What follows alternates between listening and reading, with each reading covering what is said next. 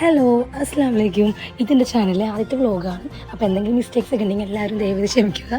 ഇൻഷാല്ലാ നമുക്കിനി ഓരോ വീഡിയോനനുസരിച്ച് എല്ലാം നമുക്കത് സെറ്റ് ചെയ്ത് കൊണ്ടുവരാം. ഇനി ഞാനിപ്പോൾ എൻ്റെ സ്വന്തം വീട്ടിലാണ്. വെക്കേഷനൊക്കെ അല്ലേ, 2 ദിവസത്തേക്ക് പോകുന്നതാണ്. ഇനിയിപ്പോൾ 2 ദിവസം കഴിഞ്ഞിട്ട് അങ്ങോട്ടേക്ക് പോകാനൊക്കെ കൊടുത്തിരിക്കുകയാണ്. അപ്പോൾ അതിനിടയിൽ കുറച്ച് പർച്ചേസിങ്ങൊക്കെ ഉണ്ടായി. പിള്ളേരൊന്ന് ഉറങ്ങിയിട്ടൊക്കെ പോകാനൊക്കെ കൊടുത്തിരുന്നത്. അപ്പോൾ പിള്ളേർ ഉച്ച കഴിയുമ്പോഴത്തേക്ക് ഉറങ്ങി. അപ്പോൾ ഉമ്മി ഉറങ്ങാൻ നോക്കിക്കോളാം, നീ പോയിക്കോന്ന് പറഞ്ഞ്. അപ്പോൾ പിന്നെ ഞാൻ നോക്കിയില്ല, എൻ്റെ ഫ്രണ്ടിനെ വിളിച്ചു. അപ്പോൾ അവൾ പറഞ്ഞൊക്കെ വരാൻ പറ്റുന്ന സിറ്റുവേഷനായി പോയി. പിന്നെ എന്ത് ചെയ്യാൻ, ഞാൻ ഒറ്റയ്ക്ക് പിന്നെ പോവേണ്ട അവസ്ഥ. പിന്നെ ഓർത്ത് പെട്ടെന്ന് പോയിട്ട് വരാമെന്നോർത്ത് അങ്ങനെ പിന്നെ വണ്ടിയൊക്കെ വണ്ടി ഓണാക്കിയപ്പോഴും ഉള്ളിൽ അവന്മാർ എണീക്കോ ഇല്ലേ എന്ന് ഓർത്ത് ടെൻഷനായിരുന്നു. പിന്നെ ഉമ്മിയോട് പോയിക്കോന്ന് പറഞ്ഞ് പിന്നെ നേരെ പിന്നെ വെച്ചടിച്ച് ഉമ്മാമ്മേൻ്റെ വീട്ടിലേക്ക് എത്തി. ഉമ്മാമ്മയുടെ വീട്ടിലെത്തിയപ്പോൾ അവിടെ പിന്നെ ആദ്യം ബെല്ലടിച്ചപ്പോൾ ആരും കണ്ടില്ല, ഞങ്ങളത്തോടെ ഇല്ലയെന്ന് ഓർത്ത്. പിന്നെ നൈഫ് ഓടിയിരുന്നു മാമിയുടെ കുട്ടി. പിന്നെ അവർക്ക് വർത്താനം പറയുമ്പോൾ മാമിയും മാമിയുടെ കുട്ടിയുണ്ടായി. അവിടെ നിന്ന് ഞങ്ങൾ സംസാരിച്ചു. അറിവിൻ്റെ അടുത്ത് വർത്തമാനം പറഞ്ഞ് കളിച്ചും ചിരിച്ചൊക്കെ ഇരുന്ന് പെട്ടെന്ന് അവൾ അടുക്കൂല.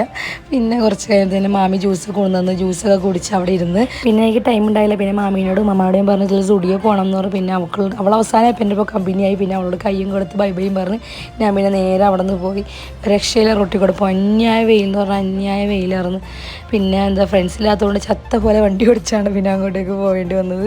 പിന്നെ അവിടെ ചെന്നപ്പോൾ തന്നെ സെക്യൂരിറ്റി ചേട്ടൻ ഉണ്ടായിരുന്നു. ചേട്ടന് ഭയങ്കര ഹെൽപ്പ് ചെയ്തു. ചേട്ടൻ പറഞ്ഞു മോള് പോയിക്കോ, ഞാൻ പാർക്ക് ചെയ്തോളാന്ന് പറഞ്ഞു. ഞാൻ പറഞ്ഞു അപ്പോൾ ഓക്കെ ചേട്ടാന്ന് പറഞ്ഞു. പിന്നെ ഞാൻ നോക്കിയില്ല, നേരെ സ്റ്റുഡിയോയിലിട്ട് ഞാൻ കയറി. അപ്പോഴും എൻ്റെ ഉള്ളിൽ ഇടിപ്പ് പറഞ്ഞു പഠിച്ചോ, നീ നല്ല കളക്ഷൻസ് ഉണ്ടാവണേ ഡ്രസ്സിൽ കയറിയപ്പോൾ തന്നെ കണ്ണ് തള്ളിയില്ല എന്നുള്ളൂ. അത്രയും നല്ല ക്രോപ്പ് ടോപ്സും നല്ല ജീൻസും എല്ലാം നല്ല അഫോർഡബിൾ പ്രൈസിനുള്ള എല്ലാം നല്ല ഉണ്ട്. പിന്നെ പറയണ്ടല്ല, ഗേൾസ് ഷോപ്പിംഗ് അറിയിക്കാനും പിന്നെ കട കാലിയാക്കൽ എന്ന് മാത്രം ഓർത്താൽ മതി. എനിക്കങ്ങനെയാണ്, ഒരു ഡ്രസ്സ് പോരാ, 1-2 ഡ്രസ്സൊക്കെ എടുക്കണം, എന്നാലേ തൃപ്തിയാവുള്ളൂ. പിന്നെ ഞാൻ പയ്യനോട് പറഞ്ഞ് എനിക്ക് മാച്ചായിട്ടുള്ള നല്ല ജീൻസും എല്ലാം എടുത്ത് തന്നു. പിന്നെ ഞാൻ ട്രയൽ റൂമിൽ പോയി എല്ലാം നോക്കി. പിന്നെ എനിക്ക് ഇഷ്ടമായി. ഞാൻ ഇടവും വല്ലതും നോക്കാണ്ട് ആ ജീൻസ് അങ്ങനെ എടുത്ത് എനിക്ക് ഭയങ്കരമായിട്ട് ഇഷ്ടം. പിന്നെയാണെങ്കിൽ ടോപ്സ് എടുക്കാൻ പോയപ്പോഴും അത്രയും വലിയ കളക്ഷൻസ് ആയിരുന്നു. ബ്ലാക്ക് എടുക്കണോ വൈറ്റ് എടുക്കണോ എന്ന മാച്ച്. പിന്നെ ഏതെങ്കിലും ഒന്ന് കൺഫ്യൂഷനായി എടുത്ത്. പിന്നെ കുറച്ച് മുന്നോട്ട് വന്നപ്പോൾ ലിപ്സ്റ്റിക്കിൻ്റെ എന്തൊരു കളക്ഷൻ എന്ന് പറഞ്ഞാൽ പറയാതിരിക്കാൻ വയ്യ, അത്രയും കളേഴ്സും.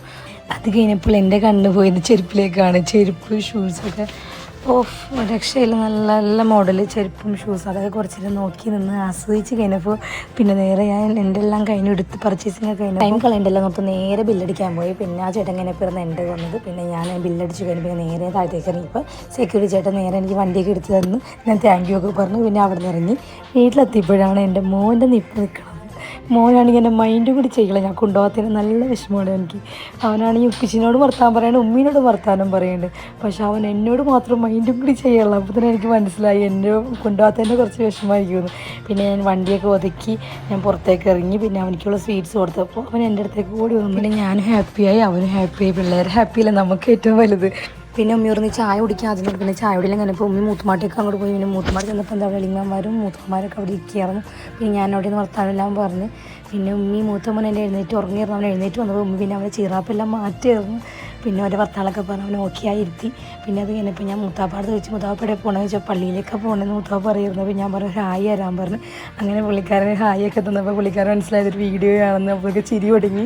അത് കഴിഞ്ഞ് പിന്നെ മൂത്തുമ്മാൻ്റെ അടുത്ത് ഞാൻ പറഞ്ഞു ഹായ് തരാൻ പറഞ്ഞു. അങ്ങനെ മൂത്തുമ്മായും ഹായ് തന്നു. പിന്നെ ഞാൻ വീട്ടിലേക്ക് വന്ന് പിള്ളേർക്ക് ന്യൂഡിൽസും കൊടുത്ത് അങ്ങനെ അവർ ഹാപ്പിയായി. അപ്പോൾ ഇത്രയുള്ളൂ ഗായ്സ് ഇന്നത്തെ വീഡിയോ. ഇൻഷാല്ലാ അടുത്ത വീഡിയോ ആയിട്ട് വരുന്നവരെ ബൈ.